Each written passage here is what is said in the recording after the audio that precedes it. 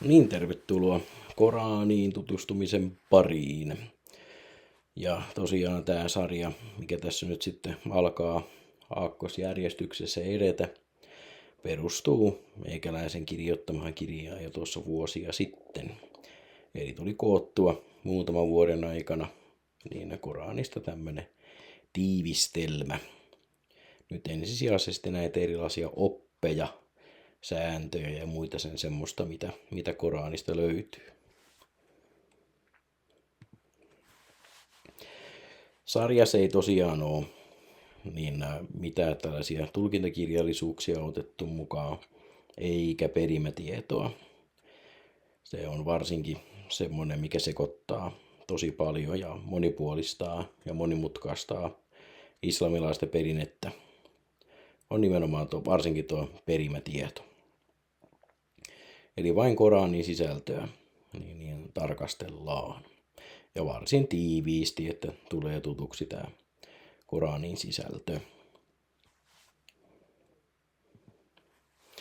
No, päästään tähän toiseen suuraan ja sen 219 jakeeseen, jossa tosiaan niin puhutaan jo tästä niin alkoholista. Toista suuraa voi tosiaan aika pitkälle pitää jonkunlaisena niin tiivistelmänä, eli näkyy aika pitkälle se, että näihin ensimmäisiin suuriin, eli toiseen, kolmanteen, neljänteen, on jo aika pitkälle lähdetty tekemään jossain vaiheessa tämmöistä tiivistelmää. Mistä tietenkään tämmöisestä jostakin jumalallisesta kopiokirjasta ei ole kyllä kysymys, koska niin kyllähän Koranillakin on samanlainen kehityshistoria kuin muillakin pyhillä kirjoilla, vikoineen ja virheineen, esimerkiksi kielioppisääntöjen kanssa. Mutta joo, tosiaan tässä tulee tämmöinen viini mukaan, ja viini esiintyy sitten Koranissa useammassakin paikassa, ja niin tämä El-Maisar, mikä sen rinnalle on laitettu, niin viittaa jonkinlaisiin uhkapeleihin. Se, että mitä ne tarkemmin tarkoittaa, niin se ei kyllä välttämättä ole mitään nuolen heittoja. Tämmöisestä nuolin-tyyppisestä pelistä ei ole minkäänlaisia historiallisia todisteita. Mutta joka tapauksessa niin tässä kohtaa niin ei kielletä alkoholin käyttöä, vaan nähdään vain haitta suuremmaksi kuin se varsinainen hyöty siitä alkoholin käytöstä. Toki tietysti aina syntiä voi miettiä, että mitähän sillä nyt sitten tarkoitetaankin, ja tähän syntikäsitteeseen täytyy sitten palata myöhemmin.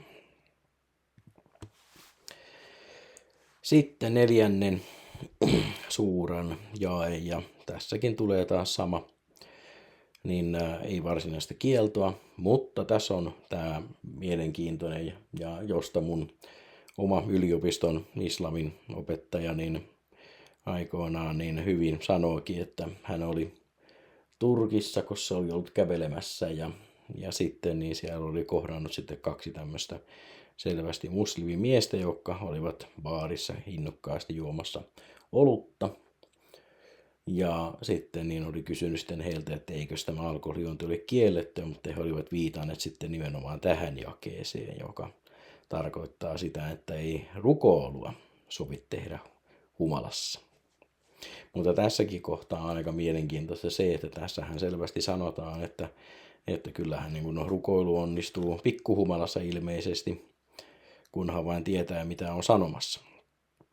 Paljonko se alkoholi sitten siihen vaikuttaa, niin siitä voi olla montaa mieltä. Mutta tämäkään ei siis kiellä yleistä alkoholin käyttöä, vaan tietyssä tilanteessa. No, sitten päästään viidenteen suuraan ja sen vähän tonne pikemminkin loppupuolelle.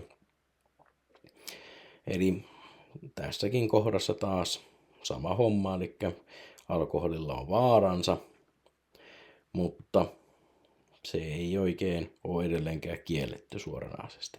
Mutta toki selvää on se, että alkoholi helposti aiheuttaa väkivaltaisuutta ja muita terveyshaittoja, ja varsinkin vielä saattaa helposti viedä pois uskonnon harjoittamisesta aikaa.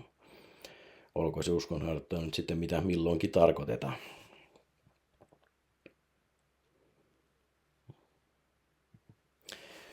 No sitten vielä, niin paratiisi.